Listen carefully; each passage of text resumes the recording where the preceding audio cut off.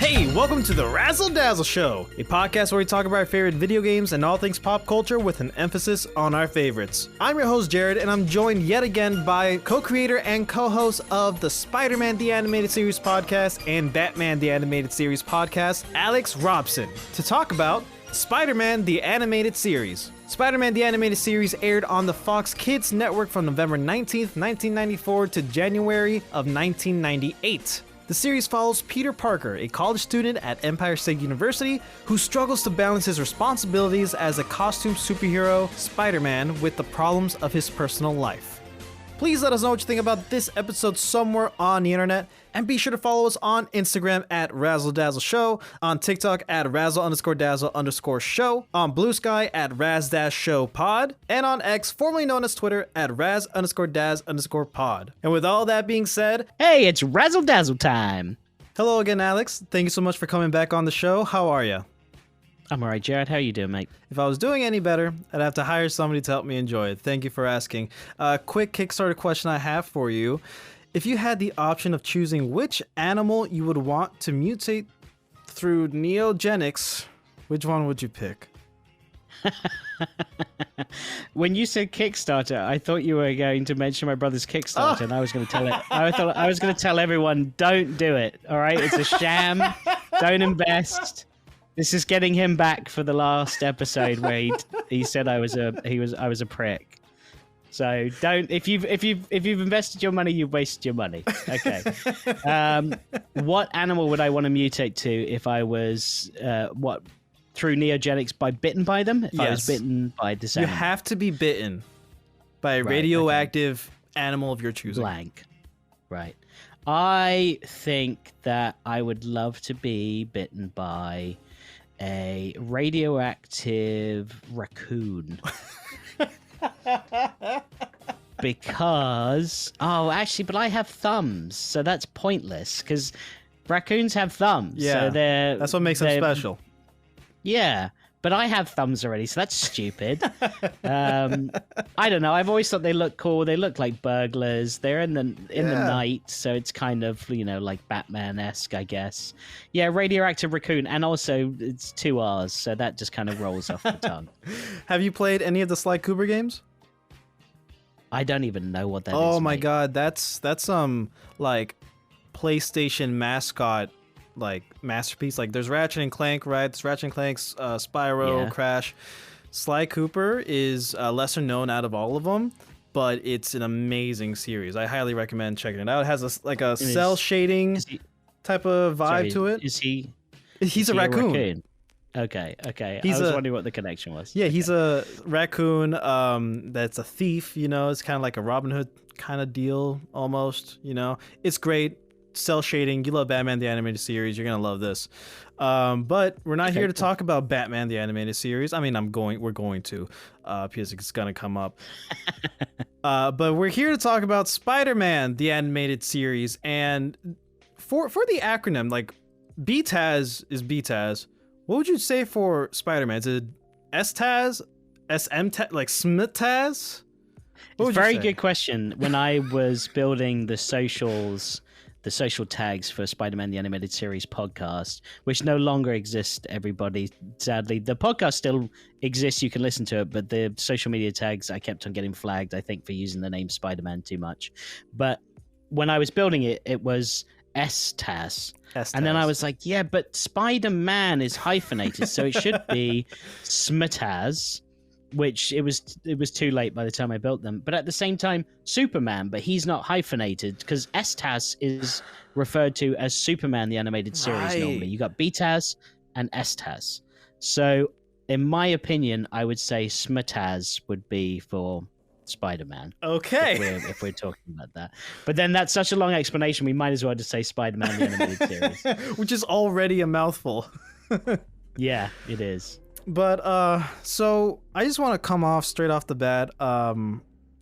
Batman the Animated Series has spoiled me in terms of like what I look for in an animated series, especially in the 90s. So with Batman coming out 2 years before Spider-Man, already the bar was so high that watching Spider-Man the animated series for the first time. I never grew up with it. No nostalgia here. I just watched it just so I can have this conversation with you.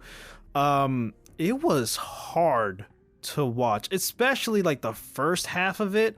Like, not to dog on like any of the voice actors. No, I'm not talking about that. Like the voice acting was great. The storytelling for the beginning half I don't think was great. It got better literally after the Daredevil episodes. That's when like stuff started getting better, in my opinion. But it felt like I was watching cutscenes from the Zelda CDI games, especially when Kingpin was on screen. Yeah, I know what you mean. It definitely, now that we're doing Batman the Animated Series podcast and we've delved into that show, when I look at Spider-Man the Animated Series and the podcast that we did on that show, the animation is so drastically different to the point where it kind of it takes you out a bit. I for one, I really like the stories in Spider-Man, but that's because when I was a kid, this was my introduction to this character and his rogues gallery and this world. So for me, I was like, oh, this is canon, right? Much like Batman the Animated Series, same thing. So I've always loved the stories that were told in it. However, the animation, it's colorful, it's bright, but it's there to sell action figures, you know, and they certainly did. They sold a hell of a lot of action figures out of that show. And I've always loved the brightness of the costumes, especially characters like Scorpion or like Doc Ock, Mysterio. They pop on screen. Yeah. But yeah, the fluidity of the characters' movements, they're hard to swallow sometimes. The positions of reactions, like facial reactions, and the way eyes and mouths are positioned on the face, you're like, that doesn't belong there. Like, why is your mouth to the side of your face? Yeah. And what's crazy is that I can't remember the animation studio that did it, but I know that it's one of the animation studios that worked on Batman the Animated Series. Really? And they're actually more beloved on Batman the Animated Series than they are from other ones that are on Batman, like it says Acom, here, for example. The animation cells depicting Manhattan's Pan Am building, blah blah blah. Oh no, it doesn't even say. There's a whole thing of animation. I want to say CGI it's backgrounds by Kronos Digital Entertainment. Oh no! I know the animation of the characters. Yeah, I'm thinking. I want to say it's TMS, but I'm not sure. Now we're both googling. This is fantastic content for everyone listening. Editing. So prepared. I didn't do a podcast on the show or anything for 4 years. Yeah, seriously. Oh man! But I never worried about that stuff when I was doing that podcast. It's TMS. I knew it. I got it right. It's TMS. Now it's a conglomerate of it's TMS, but it's like another animation team. Right. So yes, it's not the same team that worked on Batman, but it is still the same animation company technically. And you'd never know. No. You know, like looking at that, like drastically different. Yeah, TMS's Batman episodes, they are a cut above the rest. Yeah. As far as their animation goes. I'm really interested that you watched Bruce Timm. Too, maybe. Sorry, say that again. I'm sorry. Say that again. It maybe also has to do with Bruce Timm adding a lot of influence on it, where he didn't work on Spider-Man, I don't think. True, yeah, of course, yeah. Bruce Timm, his designs obviously led all the animation studios, whereas when Bob Richardson and John Semper Jr. started Spider-Man the Animated Series, they had some loose designs, they had character designs, but they weren't done hand-drawn by them, if that makes any sense. You know, it was they hired an animator and then they designed the characters, and that went off to TMS, and TMS kind of had more freedom when it came to animating those. Yes, they were storyboards and they wanted them to look a certain way, but I think Bruce Timm and that animation team were really strict on like, it looks like this and nothing else. Because I've heard a story from I believe it was director Kevin Autieri, who did a bunch of Batman episodes or maybe it was no. Actually, apologize. It was Marty Eisenberg, who was one of the writers on the show, told me that when they started shopping Batman the Animated Series around looking for directors and writers to come on board, they had this brief animation sequence that was 30 seconds long, much like the intro to Batman the Animated Series. It's Batman fighting guys on a rooftop, and then he beats them up and he gets away before the cops show up.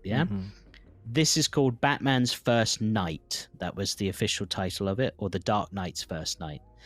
That sequence was taken by an animation studio that was an anime studio, right? And that sequence was completely done in the way that they wanted to do it.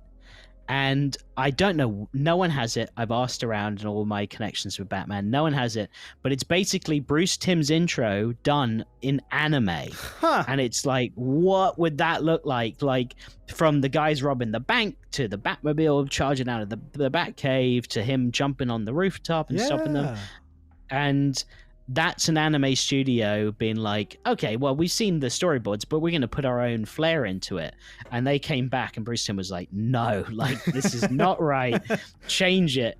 Yeah, I can't remember who told me it, but it doesn't matter. It was someone who worked on the show.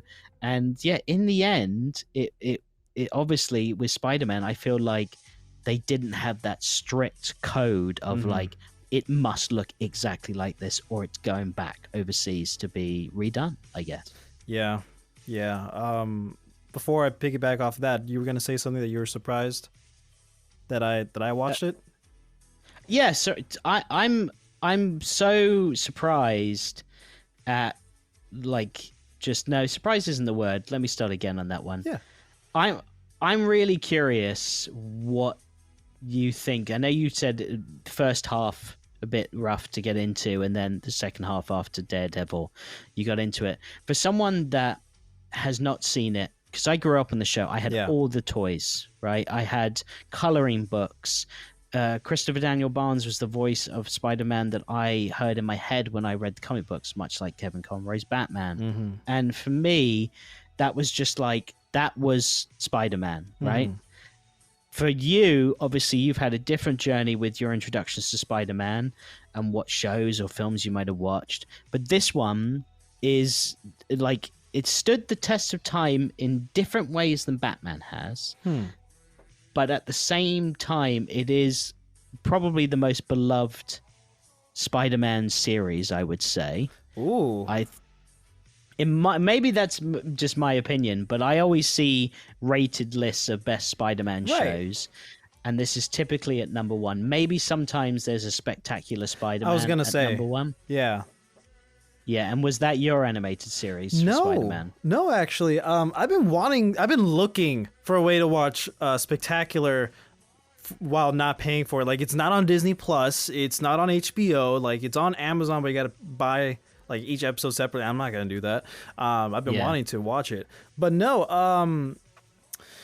My first real introduction. Okay, so Ultimate Spider-Man that came on Disney XD in like 2010s ish or whatever, with Drake Bell as Spider-Man. Seeing, I wasn't watching it for Spider-Man. I was watching it for Iron Fist. And so I was like, oh, Iron Fist is actually pretty cool. I like the vibe, right? And then not too long after that, the Netflix shows got announced and what shows they were going to be. Daredevil, Jessica Jones, Luke Cage, Iron Fist. I didn't care about anybody else except for Iron Fist. I'm like, oh, okay. But it's going to be the fourth one in this series. Daredevil's coming out first. So I thought, might as well watch it, just because everything's connected, MCU, whatever. Watch Daredevil. Loved it. He is my favorite Marvel superhero, hands down, no matter what. And it's all thanks to Spider-Man, Ultimate Spider-Man.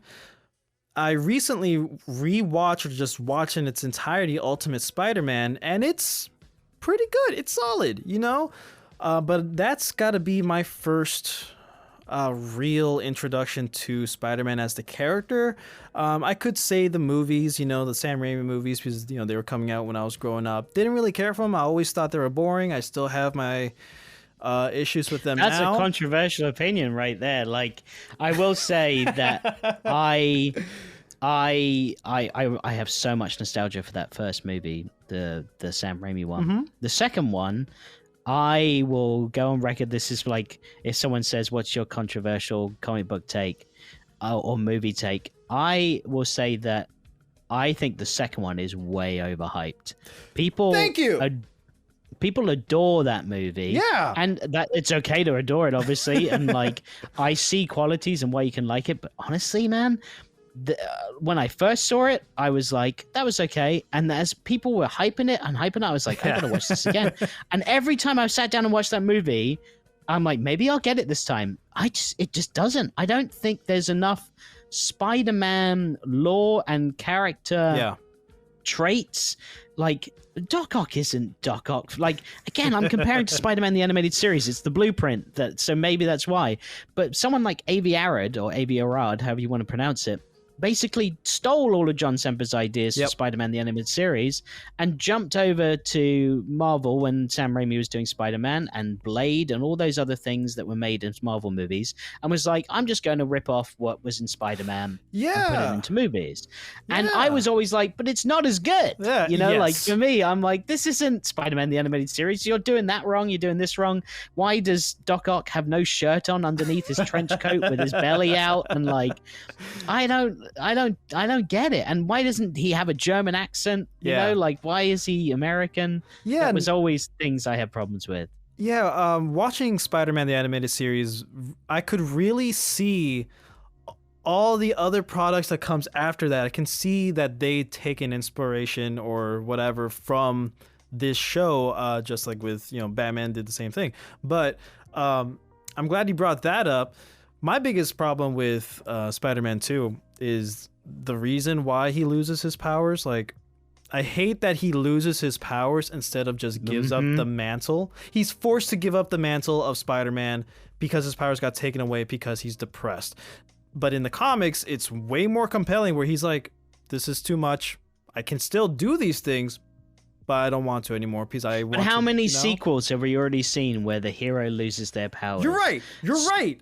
But it's not as compelling. Superman 2 loses his powers.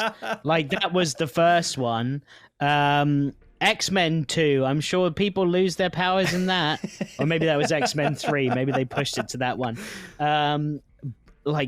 There's other ones. I know there's other ones that I'm forgetting right now. But yeah, every sequel, it was just such a trope, especially of the early 2000s, where you're like, yeah, okay, he's going to lose his powers in this one. All right, let's go. Yeah, just losing the powers doesn't do it for me. If you are saying responsibility, I have great power, but responsibility, I'm just gonna stop because I want to focus on my own happiness. That's a much better keep everything else the same. I think that's a much better story, but that's a whole nother conversation. I think if you do that, then you put him in the symbiote suit. Like, do number 2 the symbiote suit, and then number 3 have Venom. If you're gonna do that, because if he's gonna go, what my Uncle Ben taught me before he died, I'm literally going to spit that back in his face and go, I don't want to do this. Then you got to have the symbiote suit, because I tell you what, man, what this show did really well, and like one of my favorite like saga episodes, I think it's maybe 3 parts, or maybe it's a 3-parter. Yeah, is the alien costume. I love those 3 episodes so much. It just, like, from seeing Venom for the first time, no one saw Venom until those episodes, right? Like, that's where he became popular. Always comics. Yeah, and because he was so popular, so they were like, let's just do it. John Semper was made to do a lot of things on the show, and I had him on Spider-Man the Animated Series podcast. Great guest, really lovely guy, full of information, and he was up against it a lot in the show because he is, most importantly, he's a Spider-Man fan. Yeah, and I think what I love most about this show, and just realizing it now, pretty much just talking with you, is that it is so comic book based. It is like every story, every saga that he's telling. We get 6-armed Spider-Man in this, and then we get the Man Spider. Like, that's a crazy saga. I love that so much, and I love that it's always Spider-Man wrestling with like his life as Peter Parker and obviously his life as Spider-Man. We all know how difficult it is for him, and that's why we watch it, because we've all been teenagers and we've all had problems.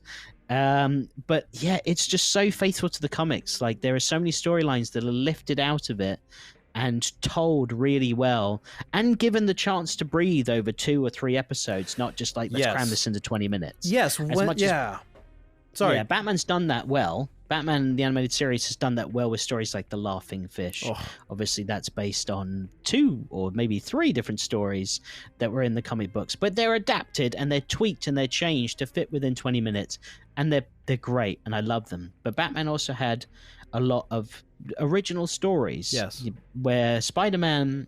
John Semper really relied on the comics. John Semper was working with Stan Lee when they made this show. Stan Lee was in the writer's room a lot, and like, what better than having the creator right there being like, he would do this and make him do this and get me another Snapple, because apparently he drank a load of Snapple, or like loved that shit.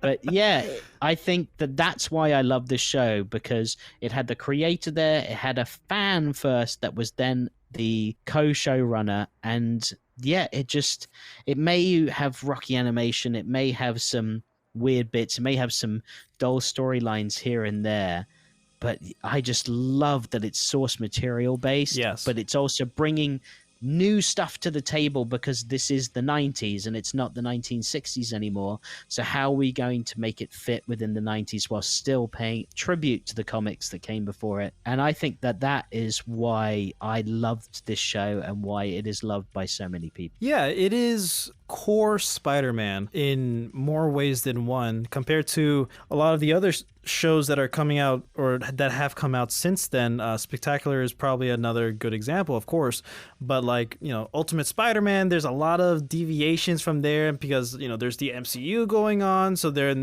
trying to have their own animated Marvel's cinematic universe thing or whatever, with like the other shows that were coming out, like Guardians, Hulk, Agents of Smash or whatever. And like the latest one that came out 3 years ago, that's just called Spider-Man. I didn't watch it. It doesn't even, like, I don't like the animation style all that much, but like, animated series is core Spider-Man for those exact reasons, that they stay true to the source material. And I gotta agree that the episodes that are 2-3 parters are the peak of the show for the most part. The majority of the episodes, I feel like they are trying, like, everything is fast paced, everything's rushed through, the lines are just, bam, bam, bam, what's actually happening is just constantly going. Peter, Spider-Man, is constantly talking, inner monologue, quips or whatever. Yes. The quips are good. They're very 90s, which is fine. Yeah. The quips are supposed to be cheesy and funny, but like, there's a lot of talking, just moving and moving. And for me, having watched Batman and its subsequent shows and other shows that are connected to it, I'm like, damn, I feel like I don't have enough time to breathe or like really process what's going on, because First of all, I'm being told all this by Peter, by Spider-Man constantly, and then like the only real ways we get to learn about the villains or learn about what the problem is through flashback. Not just, it's doing a lot of telling and not a lot of showing, if that makes sense. It does make sense, and I know what you mean. On a side note, you have a very 90s Peter Parker haircut going right now. Thank you. It looks very much like Peter Parker from the show. You've got the way the hair's pushed to the side, and the hair's, you got a full head of hair, you lucky bastard. But for me, I think I get what you're saying. I also do love the inner monologue when you brought that up. There's a very good point, something that no other show did. Mm-hmm. X-Men, Batman, none of those shows did an inner monologue, maybe 1 or 2 episodes here and there. But Spider-Man is literally, you're in his head every single episode of that show, which is awesome. But I know what you mean about there's a lot that's coming at you at once. There's no time to breathe because there's constant dialogue. And I think that what they were trying to do was obviously, again, bring a comic story and put you in the mind of Peter Parker, much like the comics. But in the comics, you have time to stop reading. You have time to go back and read something again. You have time to look at the art before you go to the next panel. Whereas in 22 minutes, they're like, we don't have time for you to chill out here. Like, we just got to keep on going. Yeah. So yeah, I can see how that can also backfire a little bit at times, especially for someone that's taking it in for the first time. Yeah, it doesn't help that the first 2 seasons, they do a lot of legwork for the following seasons because things are already established. But other than like the Lizard, I didn't really care for these characters. And again, I'm not like a big Spider-Man fan to begin with. So most of these villains, for me watching it just felt like I'm evil because I am evil. Now I have these powers to help me become this. Later on in the show, we get some, I don't know if I want to say redemption, but, Venom has a great story. Kurt Connors has a great story regardless, and he's a reoccurring character. Mysterio kind of gets there towards the end. I mean, he has that episode where that woman that he's in love with, that's basically a giant robot cyborg creation. That is a great episode and something that like you don't expect to happen in that show, but it just, or like Hydra Man, for example, and like him being a crazy stalker. And then in turn, spoiler alert for anyone that hasn't seen this show that's 30-something years old, but Mary Jane being a fucking clone of Hydra Man. Like, that is he's engaged to her.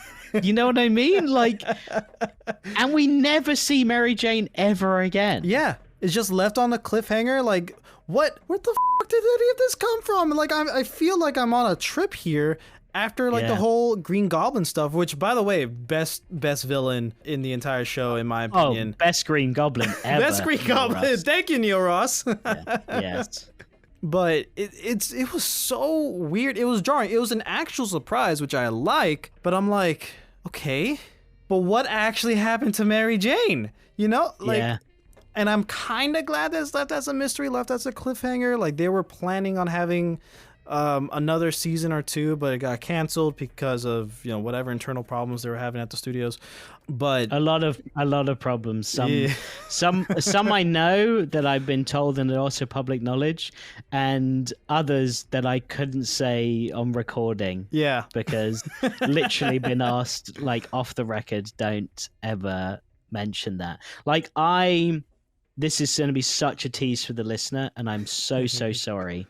But I will get in trouble. But I can tell you off air, Jared. But before John Semper came on board for Spider-Man the Animated Series, there was another showrunner selected for this show. This showrunner, all I will say, was a writer on Batman the Animated Series and started producing the first few episodes. And ultimately, there was a breakdown in communication. And that writer left the project, and John Semper was brought in to basically pick up where that writer left off. No one has ever known who that writer is, and it's never been officially revealed, as far as I know. But during a conversation with someone from Batman the Animated Series, it accidentally slipped out off air, and I was like, hang on, what did you just say? And now I know. And for me, I really enjoy that because I've always wondered, and it just ran, not when I was looking for it, just randomly happened one day, and I was like, oh, okay, gotcha. You are one of the very few that knows. It's you have the power. I will happily tell people if I'm allowed, but I don't think I am. Right. And that person that was the showrunner sadly is no longer with us. Okay. So there's absolutely no permission that I could seek there. But yeah, crazy stuff. And there's another tie-in with Batman to Spider-Man. Yeah, but anyway, going back to what you were saying, some of the like more, I guess, thought out storylines and characters, or developing their backstory a bit more, or their motivations and their feelings. You're right, Venom for one, like definitely Venom, like he got more of that development later on. But I what I love about this show is that it's very soap opera-esque as well, the way it's set up. Like, Felicia Hardy, will they, won't they? Right. Whilst Mary Jane is there, and then she's the Black Cat, and then it's the Black Cat is connected to Captain America because her dad created the Super Soldier Serum. What an amazing storyline that this show came up with. When I read a comic and I was like, wait, why is she the Black Cat? And it was something to do with like luck or something like that powers. Originally. Yeah, whatever. I was like, that's not it. Her dad made the super soldier serum. Like, that's the cool bit. So I love that. I love Venom and Carnage and like breaking off the symbiote. And you've got Doctor Strange, Dormammu, and like all of these things being brought into the show. You've got, like I said, Captain America. You've got Iron Man. You've got War Machine. You've got freaking Daredevil. Yeah. You've got fucking Blade. Yeah. And not Blade from 1970s London with an afro, which is what he was in the comics. You've got the Blade that you know Wesley Snipes as, and that started in this show. That's John Semper Jr. being like, I'm going to make this dude cool. Also, I'm going to create a sidekick that's kind of like his Q, that's going to create all his gadgets, and I'm going to call him Whistler. That's John Semper Jr. doing that, and now that's like what everyone knows. Blade has Whistler as his like his gadget guy. You know, it's crazy. You got the Punisher in this show. The Fantastic Four. You can't really kill him. Fantastic Four. And the Punisher can't kill, but he punishes people in other ways. Sometimes it's punishment enough hearing some of those voice acting lines delivered from that guy. But I'm so glad you said you didn't say symbiote. I hated every time they would say it like that. I'm like, oh, no, stop. Yeah, I don't like symbiote. And I don't like symbiote when people like it's not a breakfast cereal, it's just symbiote. Yeah, like, it's not that hard, man. No, it's not that hard. But yeah, so as we said, Neil Ross is an amazing Green Goblin, but also the Goblin that we got before Green, Hobgoblin, Mark Hamill. You know, the Joker. Yeah, how'd you feel about that? I thought it was great. It was a night. I didn't know this before going into the show, so when Hobgoblin appeared, I'm like, wait a minute.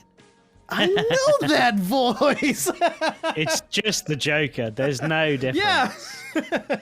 But I do love that, like, later on for Hobgoblin, well, first of all, he's in the X-Men crossover. There you go. You get the X-Men in this, too. Yeah. And not just any X-Men. The X-Men show that you watched. From 97. All of them. Besides Storm, because she didn't live in California, so they couldn't get her to do the voice, which is hysterical. That's the only reason Storm's not in those two Parker episodes.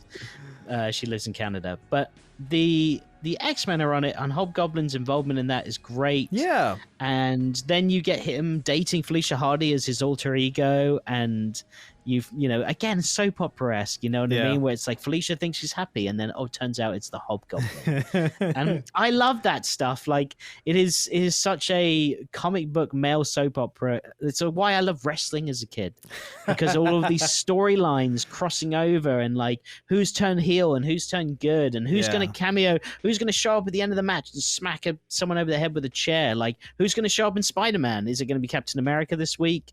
You know, I loved all of that. I love Spider-Man on his own, but I love that the Marvel Universe was built in this show. Yeah. Where Batman was just like, it's Batman, it's Gotham, it's his rogues, done. They don't get to Spider-Man, they don't get to Superman or any of those other Justice League characters till much later, where Spider-Man like has a cameo from a hero literally within season 2, I think. Yes. Yeah. That's. I think the first one is Punisher. The first cameo. It might. Yeah. I think you're right. I think it is Punisher that shows up first. You know. Did you like the Morbius storyline? No. No. No. I hate like his little hand suckies. It's so gross. Which I get why, because censoring, but like, come on. I mean, like, did I eventually like where they were taking Morbius? Yeah, I kind of did. When the whole Neogenic, like whole season 2 of Neogenic Nightmare, they were teasing Morbius and stuff. I'm pretty sure that's when he was introduced, and then we get to see more of it. Then he becomes it. I'm like, oh, okay, interesting. The only other thing I know about it is the movie, which we all know about the movie. It's Morbin time. So I didn't have like a high bar already for Morbius and stuff. So I knew about him from the comics, Living Vampire, blah, blah, blah. I wasn't like blown away. You know, they just use Neogenics for you know, everything in the everything. Yeah. Like, you know, I get it. You know, I get like the title saying, you know, spider blood, radioactive. I get it. Like, and they can't, but yet they don't. They can't say blood. What?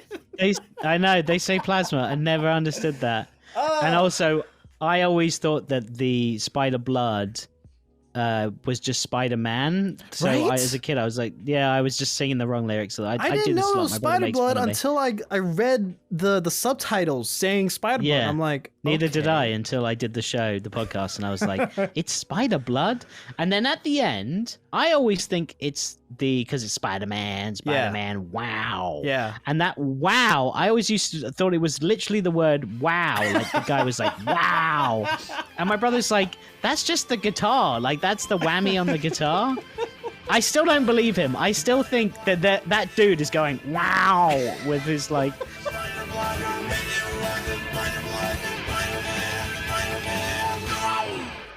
Because that's the guy who wrote that is the guitar player of Aerosmith. That is hilarious. That's that theme is done by Joe Perry. Joe Perry. I didn't know that. That is hilarious. Also, I'm not crazy about the theme either. Like, I'm not trying to hate on the show. There's a lot of things... Not crazy about the theme? Not no, really. I can't. Oh, man, that's like, if I heard that theme right now, I'm transported back into my living room in England when I was like 8. And I remember sitting there and hearing like diddly-dee, diddly-doo. I love all of that. I think it's fun. I think it's rad. I like the riffs. Like, I like the instrumental. It's just the voice. That's what puts me off. Yeah, it's just they made so many choices in this show. It's cool. It's rad. It's 90s. Spider-Man. Yeah, that's what they're doing. I know. I did just say rad as well, showing my age. But they made a lot of choices in this show. Yes. And I would say that 50% of them stuck the landing. The rest of them did not. Like the computer-generated city aged terribly. Ooh. It looks so bad. Yeah. And you would never see that in Batman. You've got these lovely matte painted backgrounds that are just perfect for that environment. Yeah. Literally like drawn on black paper. Like, you know, that couldn't be more Gotham City. Where this, it was kind of like, well, let's be with the times. But they were sometimes thinking about that too much. And it ages the show. Like, if you watch Batman now and you watch Spider-Man, I don't think you could tell me that Batman, first of all, came first. Yeah. I was shocked. From the 90s. Yeah. I was. Yeah, where Spider-Man is like, oh yeah, this is definitely like 1990. Like, and it's not. It's 95 it started? 94. Yeah. Jesus, it's been a while since I've talked about this stuff. I've been in Gotham City for too long. But yeah, it's still a great show.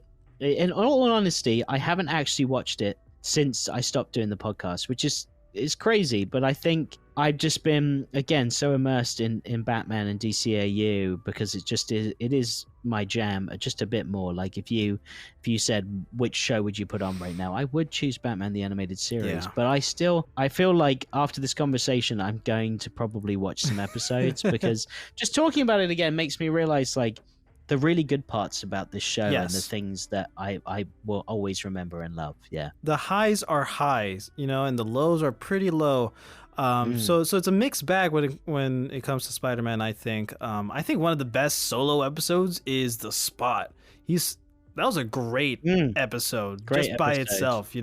Like if all the other villain episodes were treated like that, I would be fine. Like if all of season 1 was treated like that, I'll be like, okay, cool. But, we have like a good chunk of it devoted to Venom, which it deserves, which also we get the iconic, Shocker, the iconic performance by Christopher. Surprise, Shocker? Let me tell it to you straight. I am invincible! Get back here, Shocker! Shocker! You can't escape me! I'll chase you to the ends of the earth! But like if all the other villains were treated like Spot was, I think I would like it more for season 2 to hit me a lot better because, the Man Spider thing was weird, was out there, but like I don't hate it. But yeah, it's not until halfway through season 3. I guess also, again, thinking about what you're saying is if you don't like a particular storyline, like if you didn't like a particular character in Batman or a storyline, you've only got to deal with it for 20 minutes, maybe 40 at a push if it's a 2-parter. That's it. If you don't like a particular character in Spider-Man, you've got to deal with almost a whole season of that shit. because they show up so much. Yeah, because it's part of the whole arc of that season. Yeah. So yeah, I guess again that's the storytelling, the long form storytelling that they were trying to do from the comics. But at the same time, yeah, that can backfire at points because if you're not a fan of Morbius, you're like, how many more vampire episodes do we got until we move on from this? Like, 12? Right? And they weren't even, like, originally, they weren't even trying to do long form stuff. They were just doing it to sell toys for, like, the first season or so, if I remember my facts correctly. Yeah. It wasn't until they brought in Semper where they're like, no, let's do some long form. Let's have arcs. Let's actually make things interesting and not just one-offs like for 65 episodes. And, you know, I think that made the show a lot better because I can't stand a 65 episode series where it's just like toy commercial. Yeah, absolutely. I mean, you're right. Like it was always intended to sell toys, and Toy Biz was the one behind that. Yeah. And they sold a hell of a lot of toys. So many to the Robsons as well, especially. We had endless amounts of Spider-Man and Batman toys from both series. But the thing that Semper did that I really admire is he goes, well, why do we have this Spider-Man here? Yeah. And they're like, to sell a toy. And he's like, yeah, but let's put that in the show. Like, let's find a way to put that in the show. So when you see that and you go to the toy store afterwards, you're like, oh, I've seen that episode. Yeah. That's when, you know, he's Six-Armed Spider-Man or he's Man-Spider or whatever. He's met his... I mean, we haven't even talked about the clone saga for Spider-Man was created in the show. And, you know, John Semper Jr. has voiced it very loudly over the last few years, especially with Spider-Verse coming out, that he's not asking for money, he's not asking for anything, but he deserves some credit, and I do stand by that because you created something. You're not saying I want to be paid for Spider-Verse. You're just saying, hey, when you're doing a thank you section at the end of the movie where most people have probably left anyway, can you just put my name in there? Because, you know, I created this whole idea because literally in this show, Spider-Man goes and meets like 6 different Spider-Men from different universes, and they all team up to fight a big bad guy. Yeah. And that's exactly what those Spider-Verse movies are. Yeah, no, I agree. It's my boss here, who's been on the show quite a few times already. I was talking with him about watching the series and stuff. When I first started season 5, I told him, and he's like, "Oh, I can't wait for you to get to like the Clone Saga stuff, the Spider Wars or whatever." And I'm like, "Okay, cool." Finally got to it. I'm like, this seems familiar. I wonder where this went to. But yeah, no, I think the majority of the show is pretty good, and it's a very easy watch. Like, it's very fast to like go through. You can go through this entire show like within a week, which I did. But right. Before we get to the speed round, what was your favorite episode or arc? Oof. Yeah, arc is a better question. Episode's really hard to answer. My mind is being pulled into 2 different directions. The first is the Alien Costume Saga, because, again, that's new. Like, Secret Wars is where it comes from in the comics, literally from another planet. Yeah. But in this, it crash lands on Earth, just like Spider-Man 3. He finds it, and there's so many great details of him turning into this monster that's done so well in that 2-parter before you get to the 3rd one where he gets rid of it in the bell tower, another thing that this show created, and getting rid of it and it falling down onto Eddie Brock. And I would say that one is amazing, and the other one I love is just the arc of Sins of the Father, I think is the name of the arc. Yeah.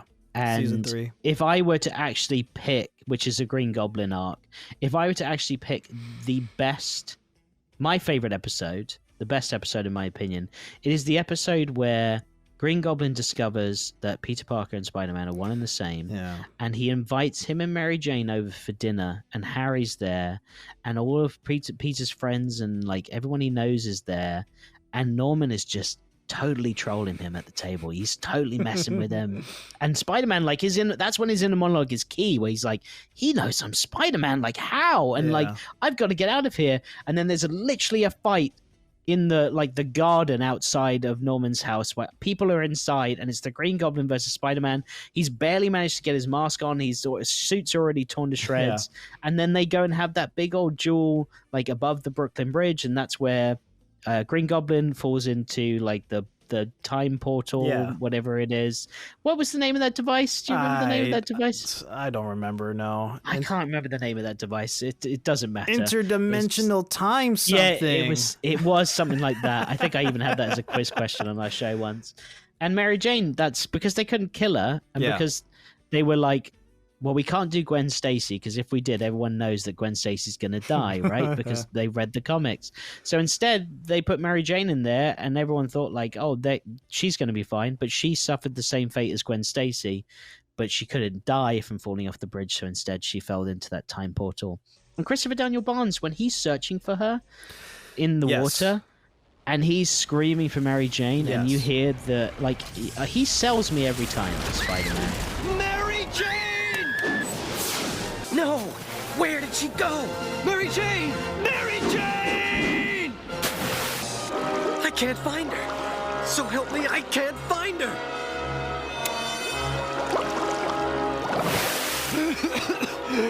Mary Jane! I've tried to be there for everyone.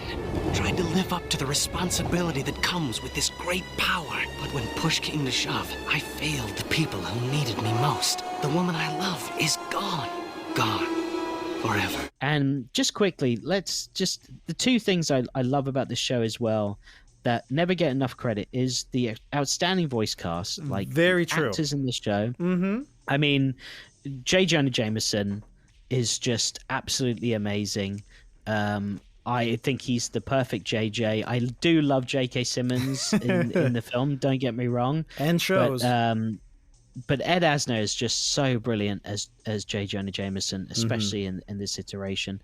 And I love Kingpin, who's just like, I mean, he's also the narrator of Babe, you know, like that's where I know his voice from. And I've forgotten a lot of these actors' names over the years that I haven't been doing Spider-Man the Animated Series podcast, but amazing. Smythe, amazing. Mark Hamill, obviously always great, but I interviewed Greg Berger, who did the voice of Kraven and Mysterio, two very different voices, and would be so noticeable for a lot of 90s kids as the teacher from Our Real Monsters. Oh, really? He's amazing. And like when I got to chat with him, I was so pleased to like hear all these voices come out. I think he was Agent K in the Men in Black cartoon series. Oh, that's cool. Well. So he's great, you know, and there are these people that like got their chance to do voice acting and had done some animation before, but like Batman was kind of scooping a lot of these people up. And I'm not saying that Spider-Man had the scraps. There was some crossover, like I said, with Mark Hamill. But it's like they found all the right people for Spider-Man, and they created their own family unit there. Like Sarah Ballantyne, who's Mary Jane, I adore her. I've chatted with her so many times over the years. She's such an amazing, interesting person and such a great voice actor.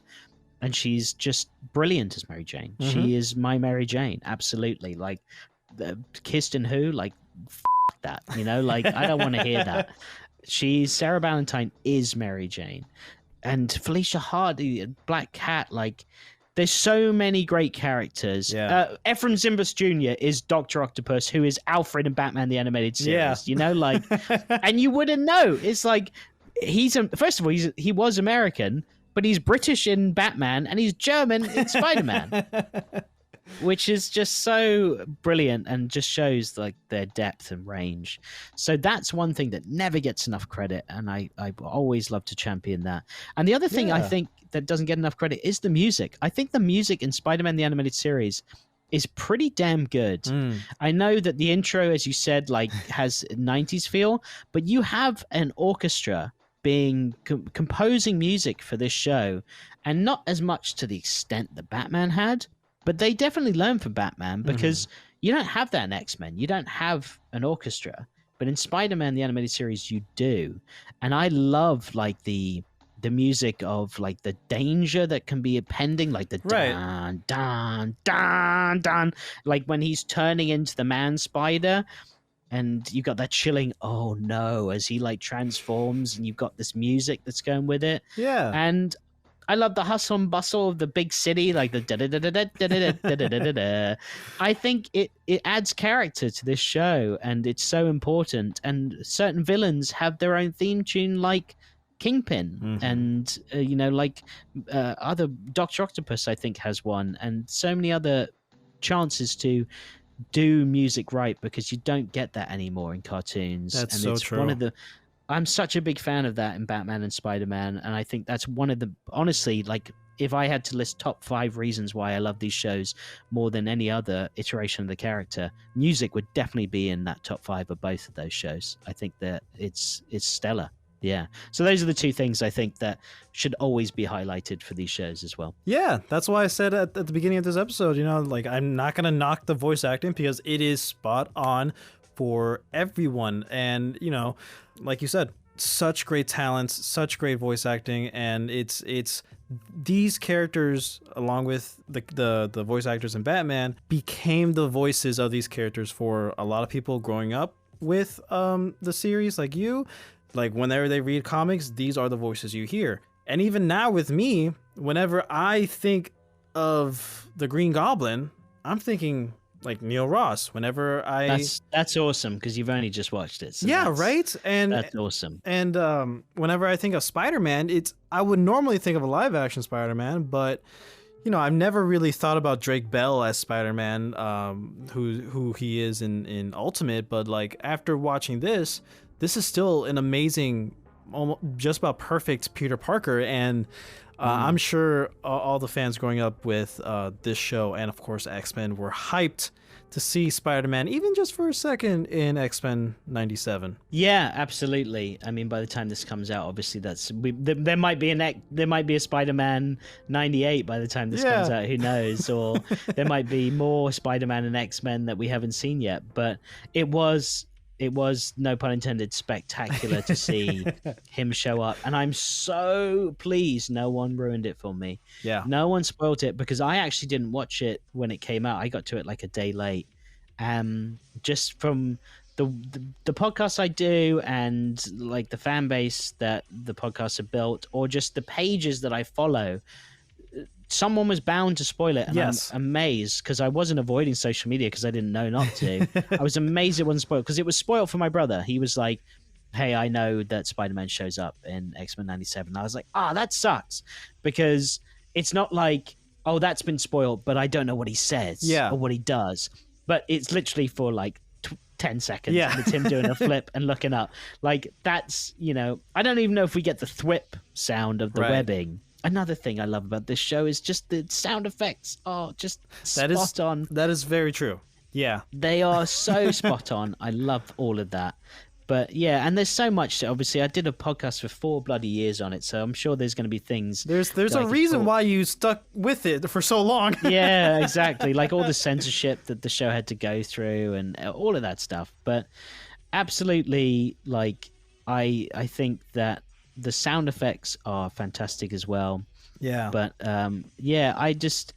it's a fantastic show. Christopher Daniel Barnes will always be my Spider-Man. You can hear his narration on screen, so when you're reading narration on a comic, like, it was just like I didn't even have to think twice about it. It was just in my head, like he was reading it for me. Yeah. So I'm glad I got to talk about this show again, because I haven't talked about it in years. Yeah. And so no, I appreciate going down memory lane on this one, because you made me want to watch some Spider-Man again. And if anyone listens to my podcast, don't take that as they're going to do Spider-Man again, because I don't think we are for a while, folks. We didn't finish it. We will finish it eventually. We do promise that, but I can't promise when, because I enjoy being in the DCAU way too much right now. It's so good. Before we end this episode, you ready for a speed round? Yeah, let's do it. All right. If you were the final boss in a video game, what would your title be? Final boss in a video game, my title would be... I go so dirty with it all the time. Why do I go so dirty? I tell you what, this is a very brief story, but I have a job right now. I can't divulge too much what it's about, but it involves baking in a sort of entertainment level. And I'm sure you know the Great British Baking Show, as the Americans call it, or the Great British Bake Off here. Paul Hollywood is the co-host of that show, and I am not the tallest person, and the nickname Small Hollywood has been thrown around a few times at my work, and it's kind of stuck. So my final boss name is Small Hollywood. There we go.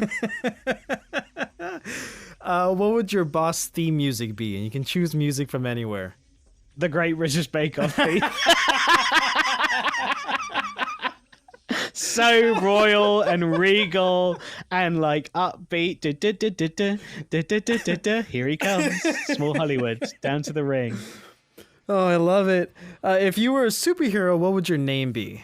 Oh, God. This is the question. I don't know. I can't remember what my brother said either. I think he kept on going with whatever his nickname. It was The Limit. The Limit, that's right. Yeah. He needs to know his limit with carbs. That's what my brother needs to know his limit with. Oh my God. I got him good on that one. Yeah, I guess my nickname would be... this is tough. I think... I was going to say like Master Chef, but that's so lame. I tell you what, my superhero name, okay, this is pulling again, but when I was at university, we were coming up with our porno names. I don't know how to say it. And as you do. And my name is Alex Robson, right? My porno name is Axel Throbson. So my superhero name is Axel Throbson. I remember you saying that in an early Batman podcast episode. If I did, I believe you. I say a lot of stuff and it gets deleted from my brain almost the moment I stop record. So I believe you. What would your superpowers be then? Something even worse. I can't say, like, I need to be a bit more PC. It's going to be something like able to shag someone in 5 minutes, like able to leap tall boobies with a single bound. Able to impregnate someone just by looking at them. Axel Throbson's superpower would be to be able to turn it into any type of vehicle that he wanted. Okay, you're a transformer. Yeah, I'm a transformer, but women can say that they were inside of me. There we go. I flipped the script. Axel Throbson is open for business. Oh my goodness. You know what I mean? Yikes. I'm going to forget this. I said this, and then when I eventually listen to it, I'm going to be like, you said that. Okay. Oh my goodness. If you could live in the world of your favorite childhood show or movie, which one would it be and why? Oof, favorite childhood. I would not want to live in Gotham. That is for sure. Oh my God, the crime. Yeah, the crime alley is a pit. Yeah, and I wouldn't want to live in CG New York in Spider-Man the Animated Series. That's too much. Shows, but most shows I watch are like super depressing or too post-apocalyptic. Like I wouldn't want to live in Fallout or Walking Dead or anything like that. I guess I would want to live in... My brother said Mad Men. I don't want to say Mad Men. I know he said Mad Men, didn't he? But it's like 60s... Oh, it's a TV show, you said, not a movie. TV show, movies, and you can extend it to a is it video movies? Game. Yeah.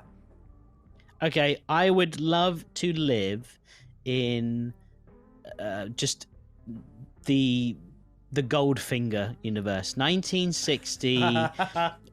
just perfect time, perfect Bond film, like Switzerland, London, Kentucky, and like Sean Connery looks the business in that movie. Yeah, I'd have a DB5. Yeah, I'd want to live in 1964-65's Goldfinger. That's understood. Live in. If your current favorite show or movie were to be adapted into a musical, what genre of music would you envision for it? Not Joker, Folie a Deuce, that's for sure. A musical. I would love to see... I mean, part of me thinks of that Batman Beyond episode where Bruce and Terry see the on-stage performance of Batman Gotham City, and they've got like a superstitious, cowardly lot, like they're singing that. I would love to see Batman the Animated Series, but done like Mamma Mia. There we go. That's what I'd want to see. Oh, I love it. Which character from your childhood favorite show or movie would you most like to have as a friend in real life? Again, I wouldn't be Batman. He's just... It's depressing. Pretty one note, and yeah. Unless he's Bruce Wayne. You know, you only know him as Bruce Wayne. Do you know what? I'm going to say Efren Zimbalist Jr.'s Alfred. That's what I'm going to say. Yeah. I would absolutely love to sit down with Efren Zimbalist Jr.'s Alfred in Wayne Manor, and like, I don't like tea, so I'd have coffee. He'd probably be offended by that. But I would love to sit down and just be like, tell me about your day. Yeah. Because I always wonder what the hell he gets up to. And we've had plenty of jokes made on our podcast about what Alfred gets up to whilst Batman and Robin are out. And yeah, I really like his warmth, his character, his sassiness, especially in like Mask of the Phantasm. That's dialed up big time in that movie. I would love to have a chat with him. So that's my answer. Okay. If you could attend any fictional event, like the Ewok celebration in Star Wars Episode 6, for example, which one would it be and why? Why did you use that example? That's like the worst example ever. Fictional When event. I first asked this, that's like the first thing that came to mind to the first guest I asked this. Now it's in my head. I can't think of anything else, Jared, because you've literally put that's the only event in movie history now that I can think of. I keep on giving Batman answers, and that's boring. I would, and I've done a James Bond already. What else? What defines me besides Batman and James Bond? Maybe a bit of Spider-Man. Yeah, I think event-wise, I guess I would. It is a Batman answer, but I don't care. All right, everybody, I don't fucking care. I want to go to Bruce Wayne. So I want to go to Wayne Manor in Batman 1989, where he has the big party and like. Alexander Knox is there, Vicky Vale's there, Commissioner Gordon's there, Bruce Wayne's there, Alfred's there, another great Alfred. I would love to have a conversation with that Alfred as well. And they've got Prince playing the whole time. Like, that's just a good time. Yeah. You know? And I find his war room, and I would like find out how much something cost and where it came from, and I find the entrance to the Batcave. I'd have a great. I'd be that drunk guy that like goes looking for the loos and ends up like in the Batcave accidentally checking out all the stuff he's got. So yeah, I would love to have gone to that party. Awesome. I love it. If you could have a cameo appearance in any movie or show, which one would it be and what role would you play? Jesus Christ. Speed round. I'm not very speedy with some of these answers. That's the ironic name of the speed round. Oh, okay. I see what you've done there. Right, okay. I'm still with it. All right. I would love to cameo on The Office because it's one of my favorite shows ever. And I would love to be someone that annoys Michael Scott somehow. I don't know, but just to see Michael get annoyed with me or Dwight get annoyed with me would be a real dream. I can see the scene. You're talking with Dwight about dreams, and you tell him, "Hey, did you know?" I know you're going. Hey, did you know that you can't read in dreams because that's dedicated to only one side of your brain? And he's like, "No, it isn't. It's not true." It's like, "Yeah, it is. I heard it from so and so, whatever." I can see that back and forth going. Yeah. He would say, "False. You dream with both sides of your brain." Yeah, he would absolutely say that. And then Steve Carell, Michael Scott would get involved, and he would just be like, "No, that's not true, because I had a dream the other night, and I couldn't read, and I was running around asking people to read something, and then I realized that actually I was awake the whole time." Like something ridiculous. Look, I'm not a writer, okay? So that's the wrong Robson. That's a good bit. That's a good bit right there. All right. Well, yeah, I would definitely be someone that would annoy both of those characters on The Office. I would love that. I love it. Somebody's got to write down that bit. I'm telling you. If you had to guess, what would you say is the song you've listened to the most times in your life? This is a good question. I'm a big fan of Dave Matthews Band. I am a stereotypical mid-30s or late 30s at this point, sadly, white male. So of course I love Dave Matthews Band. I pledged a fraternity at university. Of course I love Dave Matthews Band. So I just saw them very recently in London, which was amazing because I haven't seen them in years. So it was a great show. So I would say probably one of his tracks.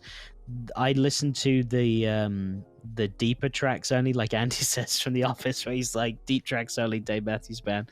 I would say it's probably one of those, but also equally, I've listened to a lot of Pink Floyd in my life.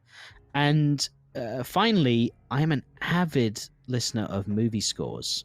In fact, on my Spotify #1 listened song last year, it was a track from Batman the Animated Series. I literally was that cliche, where I believe it's from Perchance to Dream, and it's the moment where Bruce thinks that he's actually not dreaming, everything's okay, and it's before he reads. It's funny because that's literally what we were just talking about, but before he can't read in his dream.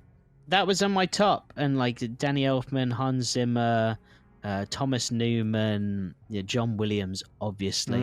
Like, I listened to a lot of that. So I would probably say, because as a kid I listened to a lot of that as well. We had a CD with a Velociraptor on it, and it had all of John Williams' best music on it. And I listened to that CD a hell of a lot. So I couldn't pick it out. I really could not pick it out. But I would probably say it is a film score by either John Williams or from Batman the Animated Series. That is probably the answer. Awesome. And lastly, what would your 14-year-old self think of who you are today? He would say, you've gotten fat, but not as fat as your brother. So that's good. Keep going with that.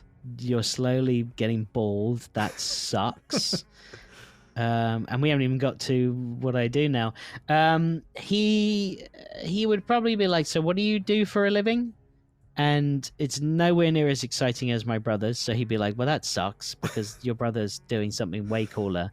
And my brother's always one-upped me my whole life. He always says, no, I haven't. But every time I picked up something that I liked, he's like, oh, you play guitar? I'm going to go start a f***ing band. Like things like that. You know what I mean? Just being a little prick. But you got to be Batman when you guys played together. Yeah, he says that.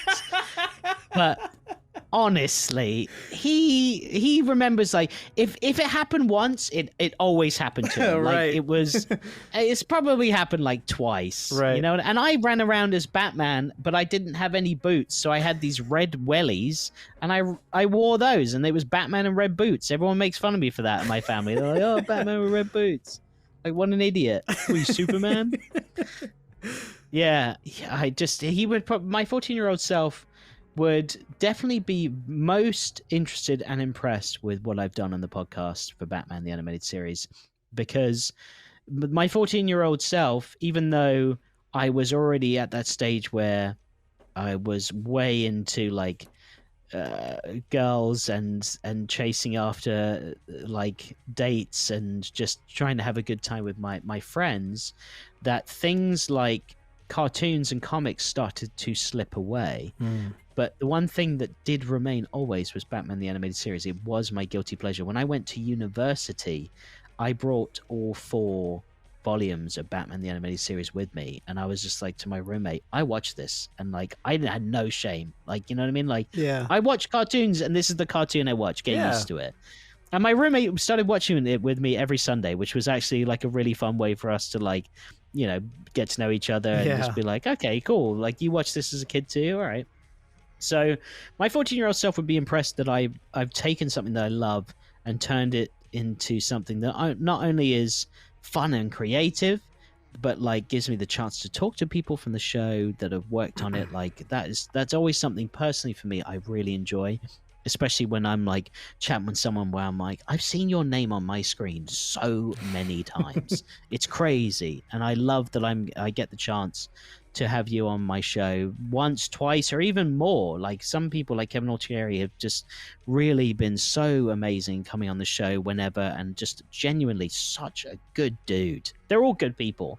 So yeah, but man, so nice to have that, because they could be assholes and that would suck. So yeah, he would be most impressed with that. And also he would be impressed that, like, not only do I get to experience that, but I get to share that with other people. I think we were talking about podcasting last time on this show, and just that's the thing that drives me the most. When you're not earning money, you're doing it because you love it and you want to share it with other people. And when you get those reviews, and when you get those people that you've touched or you've made their day just a little better, that's really great. You know, like, that's something that I will always never take for granted. I think my brother on the show last time said, follow your dreams or f*** off. And I'm kind of along the same lines, but instead of telling them to F off, I'm more just like, if you get to share this with people and it brings them as much joy as it does you, then that's enough for me to keep on going. Maybe with a few breaks here and there, because I don't know you anything. I'm not on the clock here. Like, I can clock out whenever the hell I want. But, you know, like, to be able to do that when you had the chance has been excellent. So my 14-year-old self would be most impressed with that. Awesome. I love it. Thank you so much for being on the show again. Do you have any final thoughts? I think that you should watch all of Spider-Man the Animated Series again, but in reverse. And you're going to have to tell me every single episode that you have a problem with, from beginning to end, from voice actors to storyline. No, I'm not giving you homework. I'm kidding. Yeah, I think final thoughts is I actually, having a break from Spider-Man, doing Batman, you do compare the two. It is just natural to compare the two. Yeah. And for me, I do miss Spider-Man, and I will probably watch some episodes in the coming days because of this chat. But I won't binge it like I will Batman. You know what I mean? Yeah. And I think that says a lot to me right there. And it's difficult because they're both so big, and they're so seminal in my childhood. But yeah, just there's something that's the Batman has always had the edge anyway to me, but especially the animated series for Batman has just always had the edge. So you've cemented in my mind today. I can say it firmly. I like Batman the Animated Series more than Spider-Man the Animated Series, and I've never said that on record before, but I like it more. All right. That's my final thought. You're welcome, I guess. Well, thank you so much, Alex, for being on the show. It's been a pleasure. And yeah, again, thank you so much. This has been awesome. And hopefully we'll talk to you again soon. Thanks, Jared. Always happy to come on. All right, that's all the time we have for today, guys. Again, I want to thank our guest, Alex Robson from the Batman the Animated Series podcast, for coming on the show. To see more of them, check them out on Instagram, TikTok, Facebook, YouTube, everywhere at Batman TAS Pod, except X, formerly known as Twitter, which is at Batman TAS Pod 1, because they are the #1 Batman the Animated Series podcast. And to check out the podcast, find them anywhere you get your podcast. Be sure to let us know what you think about this episode somewhere on the internet, and be sure to follow us on Instagram at Razzle Dazzle Show, on TikTok at Razzle_Dazzle_Show, on Blue Sky at Razdaz Show Pod, and on X, formerly known as Twitter, at Raz_Daz_Pod. Be sure to rate us 5 stars and leave a comment down below. We'll catch you on the next one. Next time on the Razzle Dazzle Show. So that's the tricky part. That's the real tricky part, is multiplayer as the big boy Voltron. Yeah, any solid idea I have had feels more like it's Overcooked, but instead of managing a kitchen, you're managing a giant robot. And it would be chaotic. And yes, once you get that teamwork synergy, everything feels great. But half the time, you're just yelling at each other because somebody, overcooked the steak or whatever the Voltron equivalent of that is. And Overcooked. That sounds like an amazing game on its own. But it doesn't fit a Voltron game, not one that also has equal emphasis on the Paladins. And it's just hard to make that leap from Paladin play, like Paladin play to Lion play. That could be pretty smooth. Yes. The Lion to Voltron play 100%. is the biggest challenge to me. Yeah, and which is like the main draw too, because of course you want to play as frickin' Voltron. Yeah. Tune in next time.